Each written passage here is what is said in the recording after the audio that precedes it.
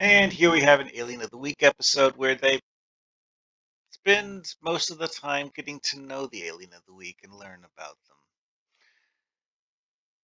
Honestly, this is actually something that conceptually I like this episode a lot because it makes the setting feel bigger than it would be otherwise. It's like, oh, here's the Talarians, yet another near human race. But on a side note, the Talarians are actually not one of the more boring ones. Okay, yes, they have the whole like head ridge thing. It's very similar to the Klingons, honestly. And they're not a super alien. That's part of what makes the Talarians interesting, though. They're just guides trying to live their lives in the galaxy alongside the Federation without being part of the Federation. And that's part of what makes this so interesting is that while we spend a lot of time getting to know how the Talarians dress, act, and behave. At no point in time do we actually feel like they're, a general threat to the Federation. Because technologically, the Talarians are nowhere near what the Federation is. Also, this isn't actually the first time the Talarians have come up. Because, dun, dun, dun, Talarian freighter. Yeah, the Batris from Heart of Glory was a Talarian ship. And you see another one in Unification, but there's only 3 episodes where Talarians are mentioned at all, and Suddenly Human is the only one where we actually have Talarians on screen and properly visible. So, while we don't really see them in many episodes, we do actually have a bit more of an idea of what they're like than we would if they were a true alien of the week that's never seen again. And this isn't even the first time that they came up in an episode.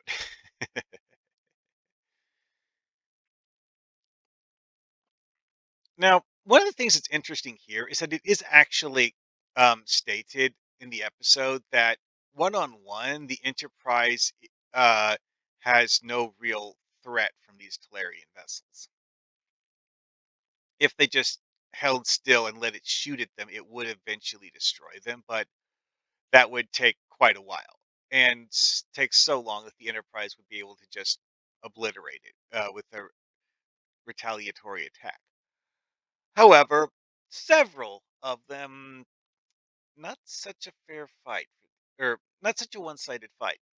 They wouldn't necessarily destroy the Enterprise and get away with it, but they would at very least be able to severely damage the ship in an earnest attack.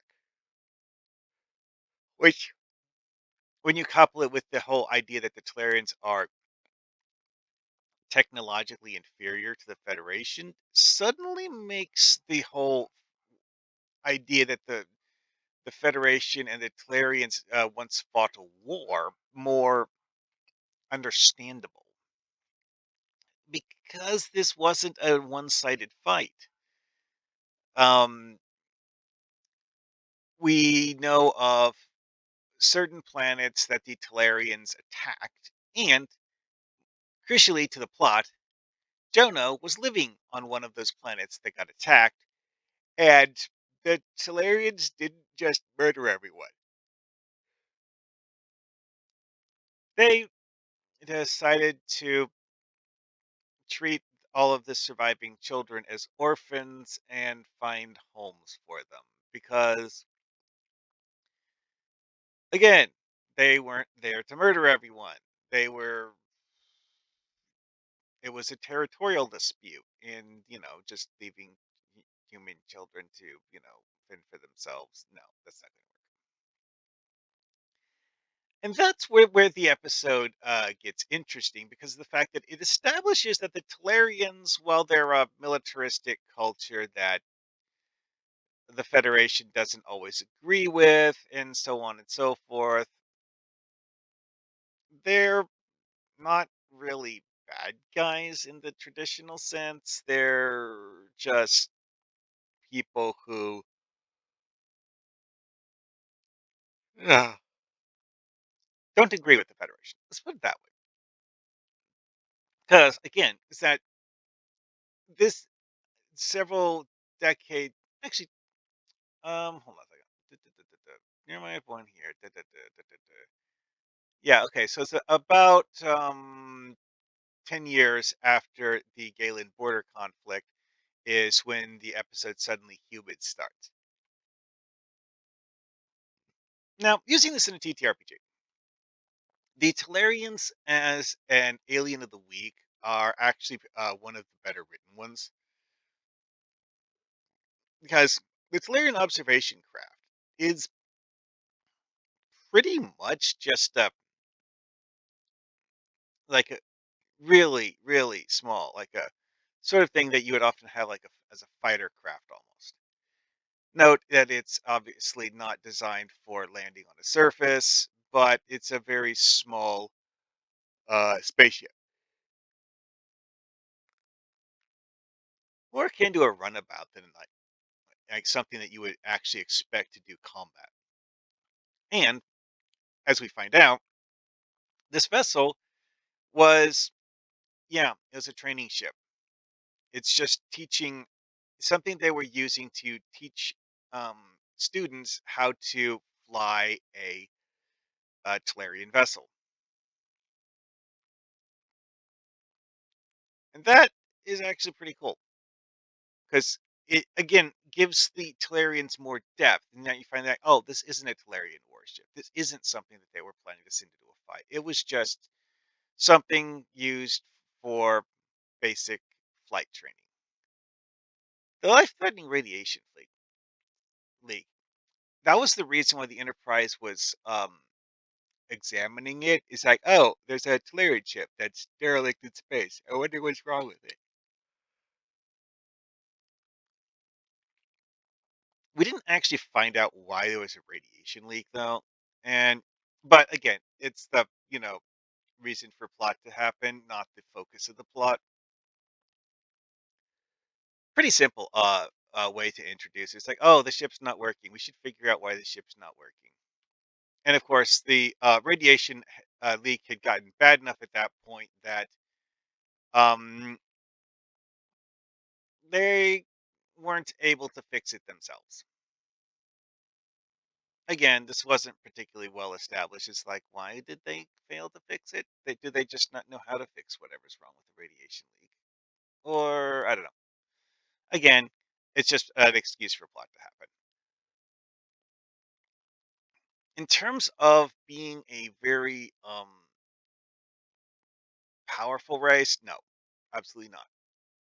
Numerous though, that is actually something that you could do with the Talarians because the fact that unlike most of the Alien of the Week aliens, the Talarians are actually stated to control more than one solar system because the Galen border conflict was about them exerting territorial control over something that wasn't their own home system.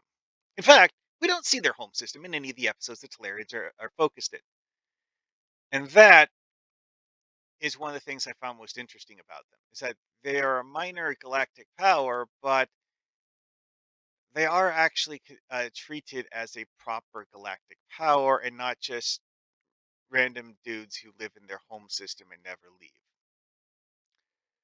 That is actually one thing that TNG does with far too many races, and I always found that to be kind of annoying. It's like, wait, these guys are warp capable civilization, yet they don't use it.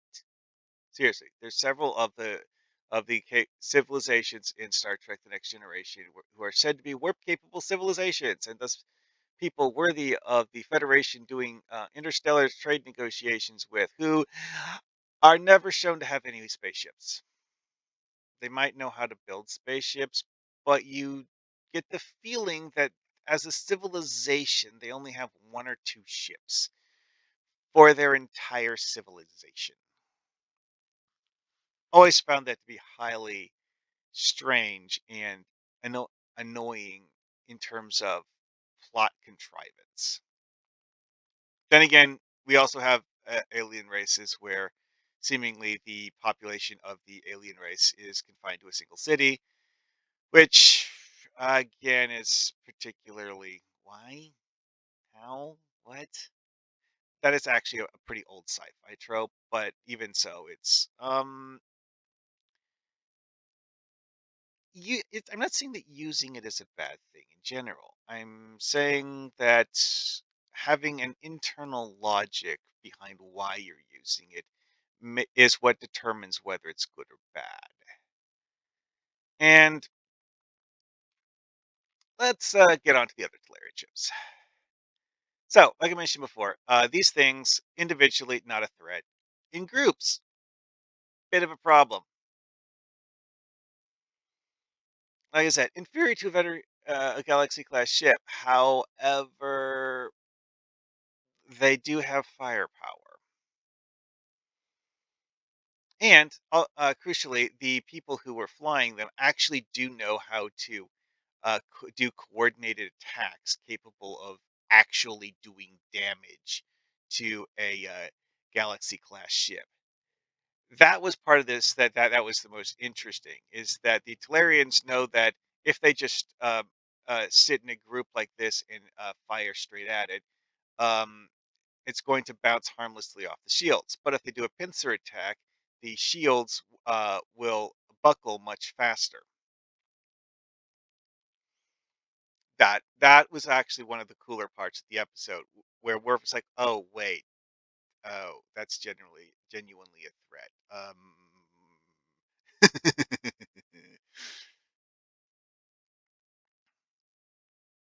Yeah, we have technological superiority. The other guys still have technology. Anyways, moving on. So, actually, what to do with this? See, the whole idea of having a technologically inferior enemy is absolutely something that is you can do that in a TTRPG. It really does work. Okay. It's of course one of those things you have to carefully choose how, when, why, etc., etc., etc. And of course, you have the whole thing is that the Talarian Captain Indar, who was the guy who adopted Jono slash Jeremiah, whatever. Um, he was actually so distraught over the Federation taking Jono away from him, and what that he was actually willing to fight about it, like seriously fight about it, knowing that the Enterprise could rather easily destroy his ship.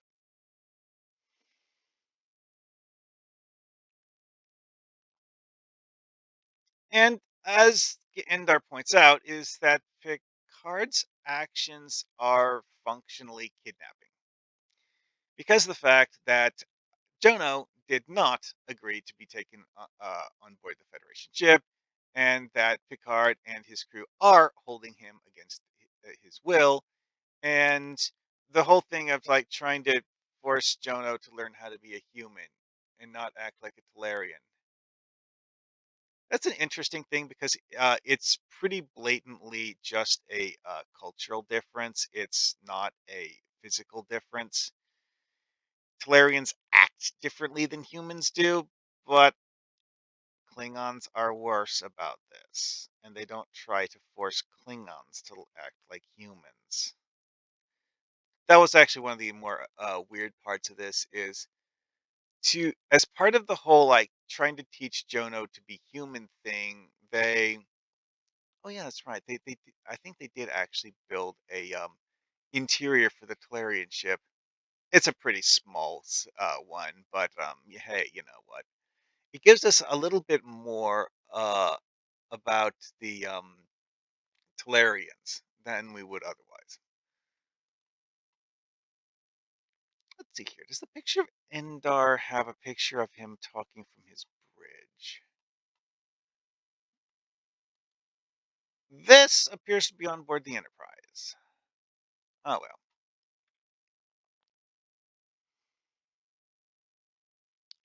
But yeah, is that Indar engages in rather angry diplomacy because again, the whole thing with having them fight about it wasn't his first option because the fact that the Federation and the Talarians did in fact create a peace treaty following the Galen border conflict, and the Talarians actually honored it.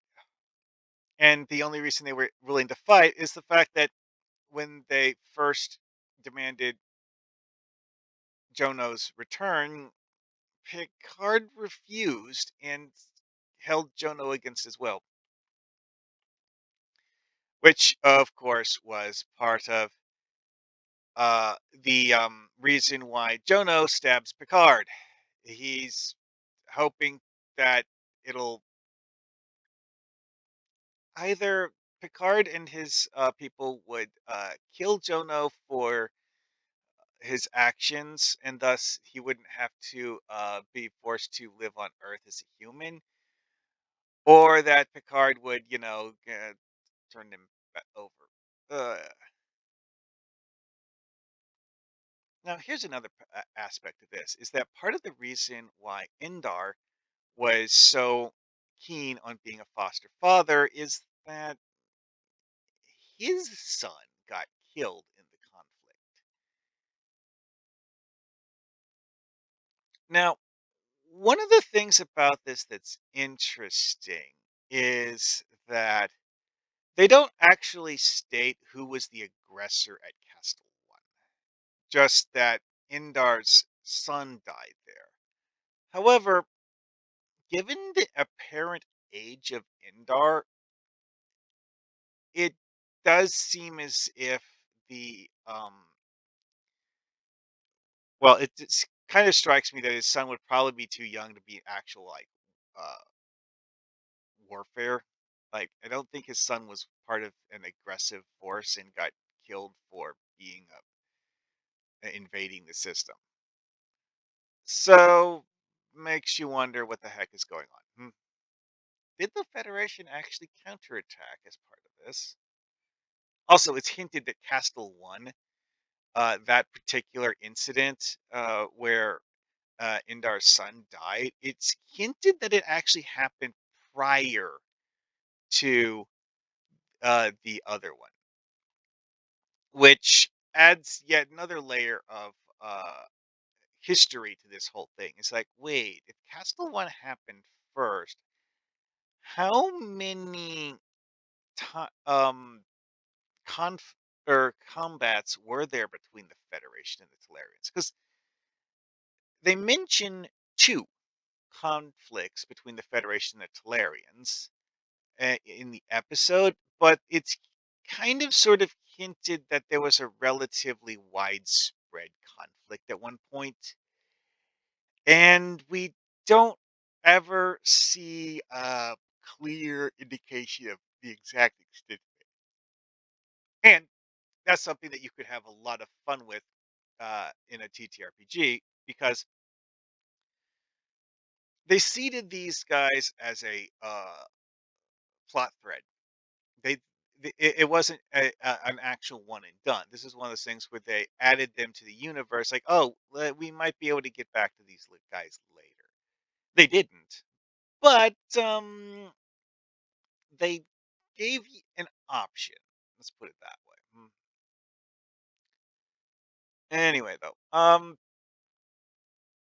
yeah, the scale of the losses is unknown because we don't have full accountability or accounting of it. Um,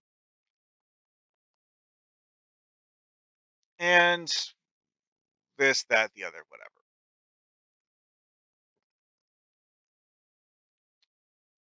Oh yeah, this is an amusing thing. Is that the Talarians would rig some of their ships as moving bombs.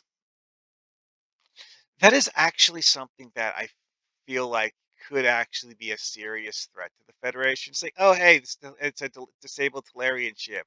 Wait, stay away from it. It's going to explode. Kaboom! Oh, I don't feel like the the Federation would have actually lost a lot of ships to tactics like that, but it's a surprise tactic. Oh well. Anyway, so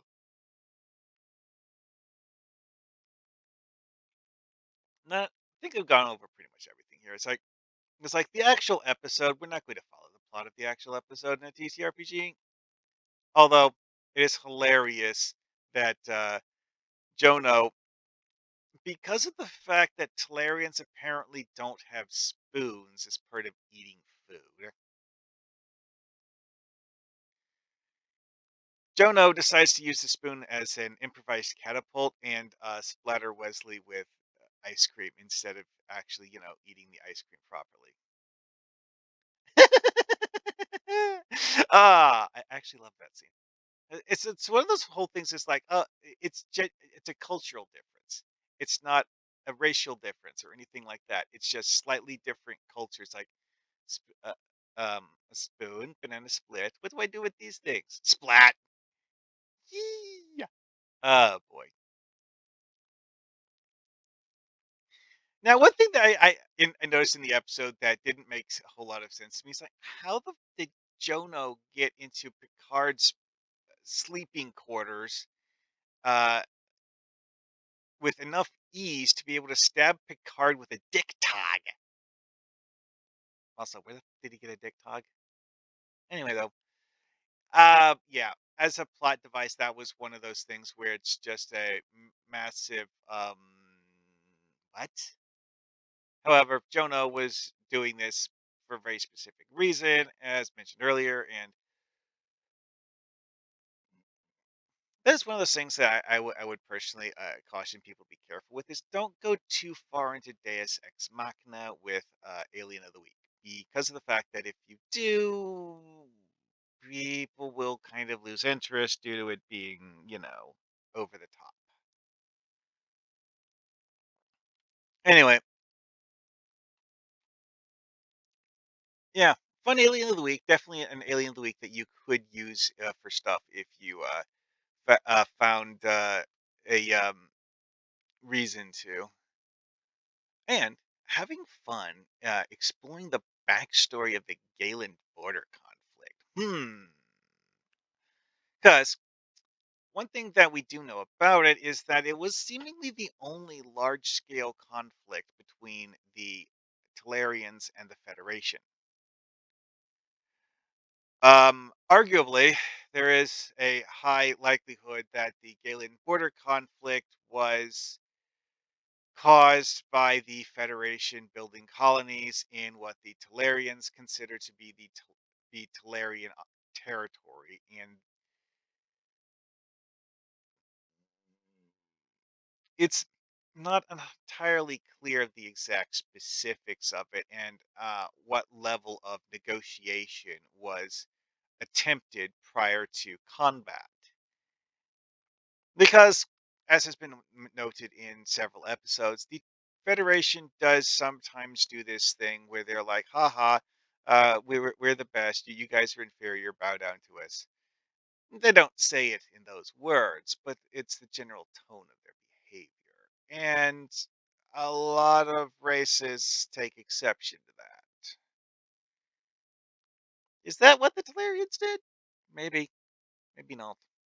But that is something that you could tinker with in a TTRPG, explaining the exact specifics of why there was a conflict. And honestly, playing a TTRPG set in the Galen border conflict, ooh, that could be fun because you have a fight between the Federation and what's in theory a minor power that's not a real threat. Yeah, whatever.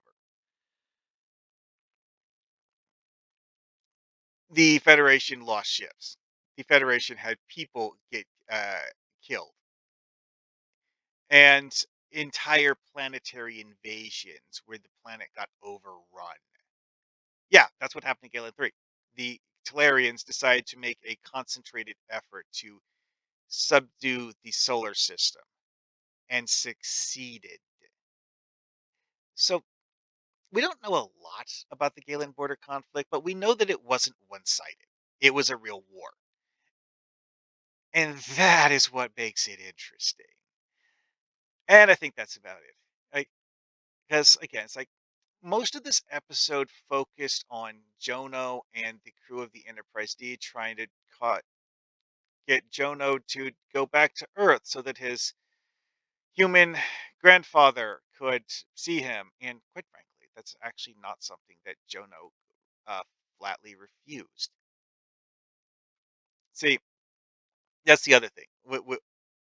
The one thing that I left out about this whole thing here is that Jono wasn't actually fully against doing stuff with humans.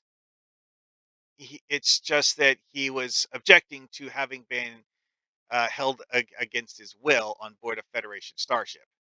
They refused to give him back to the Talarians, where he had been living for 10 years.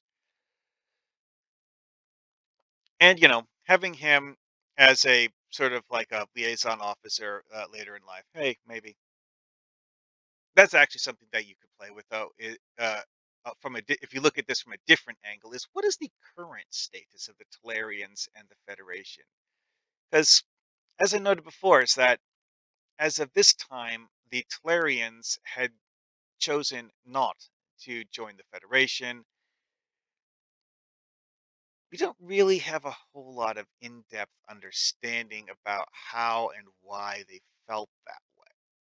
And examining that's another thing you could possibly do with these guys that would be interesting. Because Talarian culture, there's not a huge amount of understanding we have. Although there was an example of something that was apparently the Talarian equivalent of heavy metal rock music, which I don't have an audio clip of, but that was something that Picard found to be particularly jarring, and it's one of those things where I'm like, they put this in here for a very specific reason, and it's because of the fact that in the '90s, heavy metal rock music was something that a lot of parents in real life found to be incredibly annoying and a culture shock. It's like, why do my children find this to be enjoyable music? Oh, oh. And they had Picard exposed to that via Jono. Yeah, that was hilarious. Anyway, though, like I said, cultural differences are pretty much like the main thing we have with the Talarians. So, oh, you could go so far having fun. And yeah, I think that's enough here. See you guys next time.